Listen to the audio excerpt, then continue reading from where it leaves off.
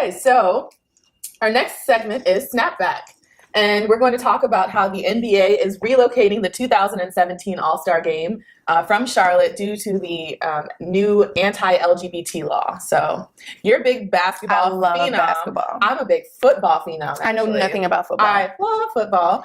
You do. So tell me, I understand why they're doing this, but as a basketball fan, how do you feel? Oh, as a basketball fan, I think the NBA got this right. Okay. Yeah, because I feel like the NBA is one of those things where they'll say like we support this or we're behind this, and then as soon as the money kind of mixes in, right, all of a sudden the support is gone. Yeah. So as a basketball fan, I definitely agree. I support the move. I feel sorry for the city of Charlotte, only because I was reading that a lot of the people in Charlotte did not even support the anti-LGBT bill. Yeah. Like if you looked at the voting, something I was reading, like the voting numbers, the people in Charlotte didn't vote for it. Okay. So they're being punished for a state. Yeah. Okay. What do you think? I agree with their move. I think that it's actually really sad that now in today's times, businesses are better, quote unquote, citizens than actual citizens. Do you know what I'm saying? So they're taking a stance in other states with other anti-LGBT laws and saying, we will not support your state. We will not come to your state and put money in there unless you reverse the laws or kill the bill. And this is putting pressure on the states, and some of them have killed the bills because of that. Charlotte obviously wasn't one of them.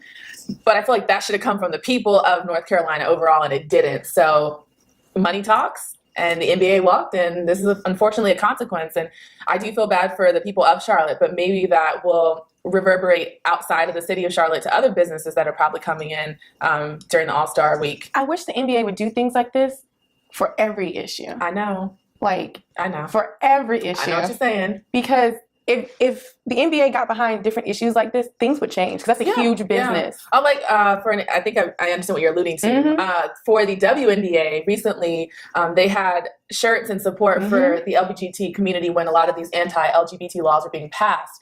But when the WNBA had their Black Lives Matter shirts on, they received numerous fines and threats from the WNBA Association until there was backlash about their hypocrisy and their double standards. And then I think they rescinded those. Why do you think that, though?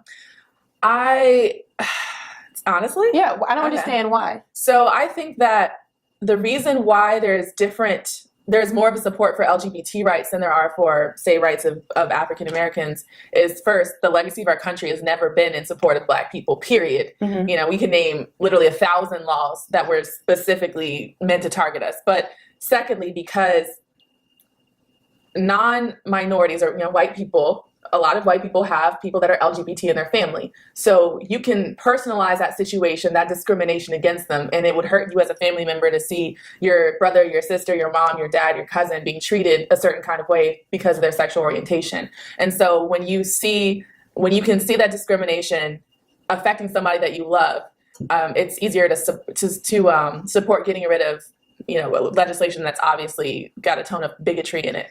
But for like Black people, most white people don't have Black relatives or Black friends, or maybe one Black friend if they have one. So when we talk about our stories of being profiled or being targeted in any other way, whether it be in school, the store, or other serious situations, it's like there's a level of empathy, but there's not really that connection of like family.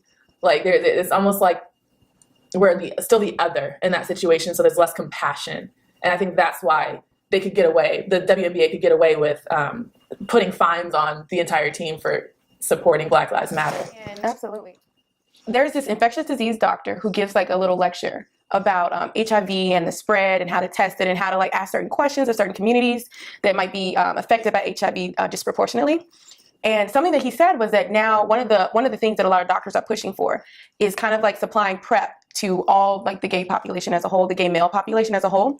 And I was really surprised by this because I didn't know that. And I asked him what was the reasoning for it.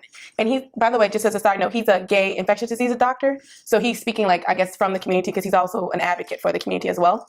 And he said because they are affected so high, PrEP can actually prevent the infection being transferred from one person to another. So it's almost seen as a prevention method. And I asked him, I said, well, I know when I grew up in Mississippi, there were billboards all over the cities and the state and the little towns saying that Black women ages between 18 to like 35 or 18 to 44, I can't remember which grouping exactly, are also affected extremely high compared to others. Why aren't Black women on PrEP as well? Like, why aren't doctors suggesting Black women get on PrEP? And he said exactly what you said. Well, it's a race thing. You can be gay and still be white. And white people have more influence in our politics. They have more influence in even our mandates as physicians. And I said, he's like, Black people just have less influence. So there's no one that is Black that's influencing people to make these, like, kind of like these rules, not necessarily rules, but suggestions to your patients. Like, oh, maybe you should consider getting on PrEP. Because as a Black female, I've never been even offered that. I don't think if I was doing HIV testing at my school, know what PrEP is. I wouldn't even know what it was. Which is really, really outrageous.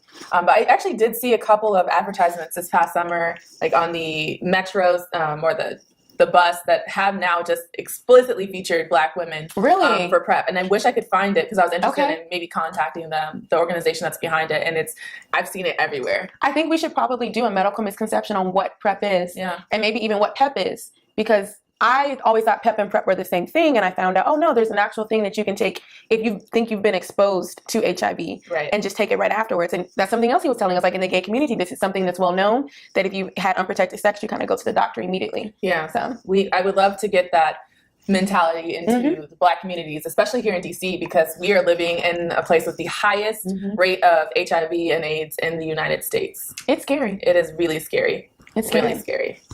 All right.